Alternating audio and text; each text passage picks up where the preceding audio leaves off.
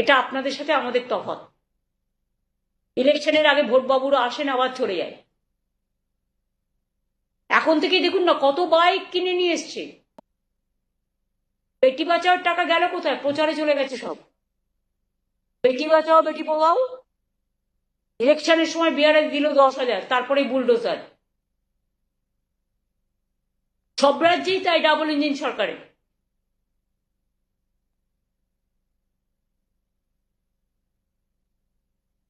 অত্যাচার বাড়তে বাড়তে সব সীমা লঙ্ঘন করে ফেলেছে। এখন এরা টেরোরিজমটা সাধারণ মানুষের উপরে করছে, আর সাধারণ মানুষের কোনো সংজ্ঞা হয় না। কমনার্স আর the real asset for democracy. কাজে আমি চ্যালেঞ্জ করলাম আজকে আপনাদের মাধ্যমে, ক্ষমতা থাকলে জেনুইন ভোটারদের বাদ দেবেন না। যে যে ধর্মই বিলংস করুক না কেন, যে কমিউনিটি বিলংস করুক না কেন, যে কর্মেই বিলংস করুক না কেন, যে রাজনীতির দলকেই সমর্থন করুক না কেন, একটা বিজেপি পার্টির কথা শুনে বাংলাকে যদি ধ্বংস করতে চান, তাহলে জেনে রাখবেন কংসও কিন্তু একদিন বধ হয়েছিল। তাহলে কিন্তু কংসবধের নাটক বিজেপি পার্টিকে দেখতে হবে। সোজা আঙুলে যদি ঘি না ওঠে, সোজা আঙুলে আপনাদের তো ঘি উঠছে না, এত বাদ দিয়েও বেঁকা আঙুলে ঘি তোলার চেষ্টা করছে। বেঁকা আঙুলে ঘি তুলতে যাবেন তো তখনই, যদি বেঁকা আঙুলটা সোজা হয় না।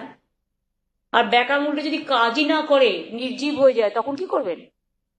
আয়ু তো বড় জোর এসব চেয়ারের 1 বছর 2 বছর, তারপরে কি হবেন? গভর্নর নাকি রাষ্ট্রপতি? কোন পজিশনটা চাই? কিসের টোপ?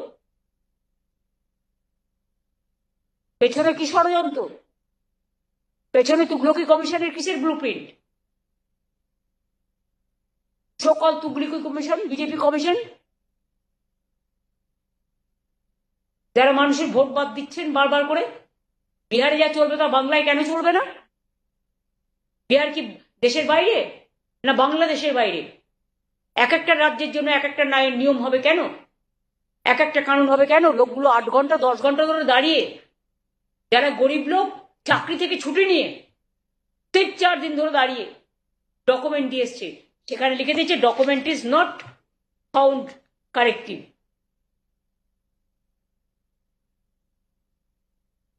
মাইক্রো অবজারভার, সুপ্রিম কোর্ট বলেছিল মাইক্রো অবজারভার শুধু অ্যাসিস্ট করবে। তারা এখনো বসে বসে চা খাচ্ছে, দেখুন গিয়ে। সেখানেও বেছে বেছে বিজেপি মাইন্ডেড লোক নাহলে ট্রান্সফার করে দেবে বলে দেখে দেখে LIC, রেলওয়ে, পোস্ট অফিস, বিভিন্ন জায়গা থেকে নেওয়া হয়েছে। তাদের আমি বলবো, শুনুন, গভর্নমেন্ট হয়তো আপনার কাল চলে যাবে, সেন্ট্রাল গভর্নমেন্ট, কিন্তু আপনাদের নাম এবং নামের রেকর্ড, কে কোথায় কাজ করেন, এটা কিন্তু রেজিস্টার থাকবে। মনে রাখবেন, আপনারা ভালো করে কাজ করুন, আপনাদের মিষ্টি খাও, আমাকে বাদ দিল, কিন্তু জনগণকে নিয়ে খেলবেন না। পাপ কখনো বাপে ছাড়ে না, এটা হচ্ছে প্রবাদ। আমার এইটুকুই বলার ছিল। এরপরে যদি আপনারা কিছু, আমার তো বলার অনেক আছে, বাট এই থ্রেট কালচার আমি আর কত বলবো?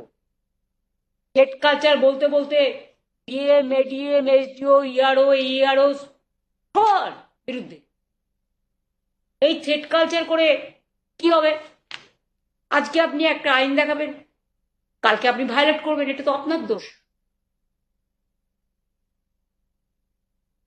কোনো অফিসার ভিকটিমস হলে unnecessarily government will protect their interest 100%.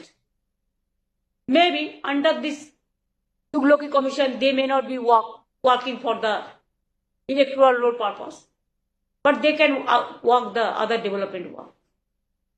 তাদের সাথে আছি, ছিলাম, থাকবো। সুপ্রিম কোর্টের অর্ডার পর্যন্ত মানেনি, এটা ভীষণ স্যাড কেস। ওদের এত বড় সাহস যে ওরা সুপ্রিম কোর্টের অর্ডার পর্যন্ত মানে না।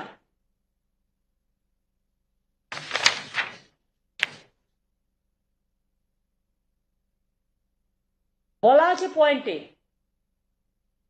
In manual 7 number form cannot be submitted in bulk. কিন্তু বিজেপি কি করেছে? বাল্ক ফর্ম অনলাইনে জমা দিয়েছে, আর ওখানে বসে মাইক্রো অবজারভার আর গুলোকে কমিশন নামগুলোকে ঢোকাচ্ছে আর আমাদের নামগুলোকে ডিলিট করছে, মানে সাধারণ মানুষের নাম ডিলিট করছে।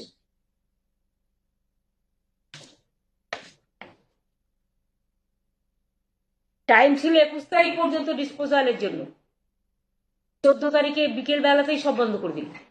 কেন? ভ্যালেন্টাইন্স ডে করছিল? এটা কি ভ্যালেন্টাইন্স ডে গিফট? এই মানুষের অধিকারটাকে সম্পূর্ণ না করতে গিয়ে আধা আধি করে ছেড়ে দিল? এটা তো ভ্যালেন্টাইন্স ডে গিফট হতে পারে না। ভ্যালেন্টাইন্স ডে তো for justice, piece, prosperity, friendship.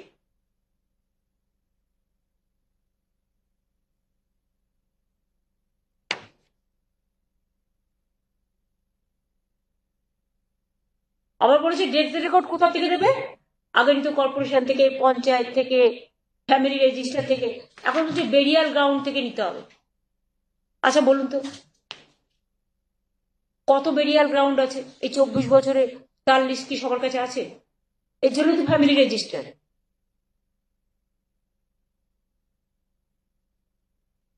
গ্রামে গঞ্জে কটা চুল্লি আছে, বার্নিং ঘাট যেটাকে আমরা বলি, যেখানে গিয়ে ডেথ রেজিস্টার করে, তার জন্য ফ্যামিলি রেজিস্টার আছে। কত জন্মালো, কত মৃত্যু হলো, এটা তো কন্টিনিউয়াস প্রসেস। এই 24 বছর ধরে তো আপনারা অনেকবার প্রসেস করেছেন, তো হঠাৎ এমন কি হলো? এসআইআর এর নাম করে সর্বনাশী খেলা খেলছেন। সর্বনাশগ্রস্ত লোকগুলো, এরা আদৌ এদের সাইকিয়াট্রিক প্রবলেম আছে কিনা আমি জানি না।